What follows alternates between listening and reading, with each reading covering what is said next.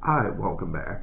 We have another review today. Today we are doing a figure from the game Jedi Fallen Order. It is Count Kestis. Now this was the more general release. There's another version, I believe, with the blue tunic, but I like the orange one. Um, I believe it's a GameStop exclusive. It's one of the gaming grades figures, and he has some strange little accessories. He has a hood that you can, kind of put up. He also has a little sculpted piece that's removable. It is the hood down.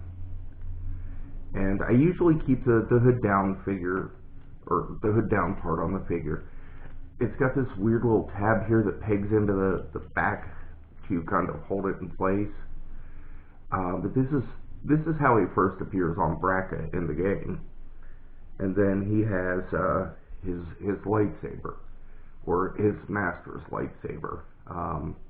It was shown that he grabbed it after his master was killed, after his master died with the execution of Order 66 on their Venerator class ship, trying to allow both of them to get out of the way of the clones that had had the biochip implanted. So he was working on Braca in the Scrappers Guild as a scrapper until one of his friends started to fall off and was going to die.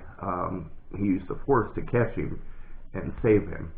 One of the Imperial probe droids noticed it and sent him, or sent the Empire to retrieve him.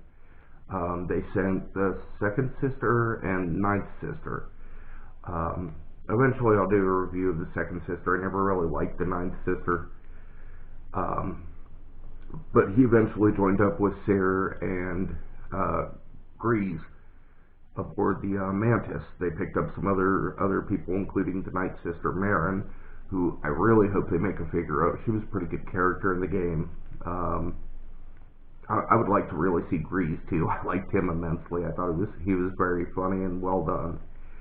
So this has the same articulation as most of the others. He's got the double jointed elbows, double jointed knees. He's got the ball joint hinged ankles, the upper thigh joint, and then he's got the ab ball joint, like mid chest, so the actual waist doesn't spin. He's got a lot of really interesting little sculpting on him. He's got all these little tools and stuff that are kind of sculpted on. I wish they were removable, would make it so much more interesting, but he's got like a little air container, little tools, a carabiner, and then he has this big poncho. The poncho is removable-ish. You have to pop the head off and fiddle with the arms to get it to come off. And I really like the way it looks on better, so I leave it on. He came with a lot of other really interesting little accessories. So like I said, I usually keep him with the hood down thing on. So let's put that back on real quick. Oops. I can put it on upside down. Maybe not.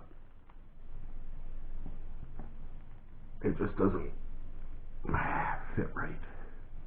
Give me a minute. I'll figure it out. Yeah, I did have it on backwards.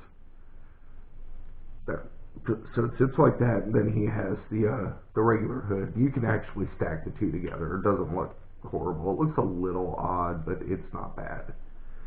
And then he came, like I said, with his lightsaber. Now, in the game, he fights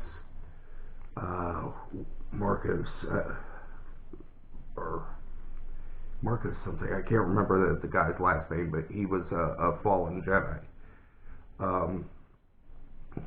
He had convinced Marin that the Jedi had slaughtered her people, but it was actually General Grievous, who is clearly not a Jedi. but he was the leader of the Separatist army. So when his lightsaber got destroyed, Sarah, the co-pilot for Grease that found him, gave him her lightsaber, with which he made a double lightsaber. The double lightsaber, it's okay. It really is. It's still got that weird little, U-shaped thing. And I don't understand why they both do, because this is technically two different lightsabers that he had welded together. And you can see in the middle that the paint's different. It's supposed to indicate that they are two lightsabers, as opposed to like Darth Maul's that is all one solid color. I don't usually use the double-bladed lightsaber. It just kind of sits in a box. I'm not a huge fan of them. I was really impressed when Darth Maul came out in '99 in The Phantom Menace with his double-bladed lightsaber, but since then they've kind of overdone it, and I wish they had blades that came out of all of the lightsabers, but this one doesn't, so I can't change the colors. This one does, so you can, use it as inactive or active. Then he has a couple other little things. He has, BD-1, his little droid buddy from the game. And BD-1, there is a little peg, or a little tab right here in the back of the coat, that you can stick one of BD-1's feet in. BD-1 has these little flat feet. So you put one foot in there, and the other one up on his shoulder, so you can have BD-1 kind of just sit there on his shoulder like he spends a lot of the game hanging out with him. BD-1's actually not badly articulated. The head moves. It rotates rotates left and right. It pivots up and down a little bit. The legs are articulated at the hip and what would be the knee. It balances really nicely. It kind of reminds me of a little chicken walker droid. And this is, the red scheme is not the normal color for him. It's one of the add-on colors you can get throughout the game. But there's another version that came with, I believe, a white and orange version of this. I like the red one better, or the maroon one. And then he has one of these little creatures that he picks up on the first planet in the game. If you capture one, you can capture one somewhere in the game. I don't remember exactly where, but it's pretty early in the game. You'll actually see it throughout your ship here and there as you play the rest of the game. You'll just kind of randomly stumble across it and it'll run away and hide. But it's kind of like a little cross between, I don't know, like a squirrel and a fox with chicken feet. It's kind of a cute little thing. There's no articulation. It just sits there. But it's a neat little nod to the game. Anyhow, the last thing I wanted to point out is the face sculpt. Now, this is, the character's name is Kestis. It's portrayed in the game by the character, or by the actor Cameron Monaghan, I think that's how you say his last name, who was Ian in the TV show Shameless. So, my wife refers to this as the Ian Jedi, which I think is funny.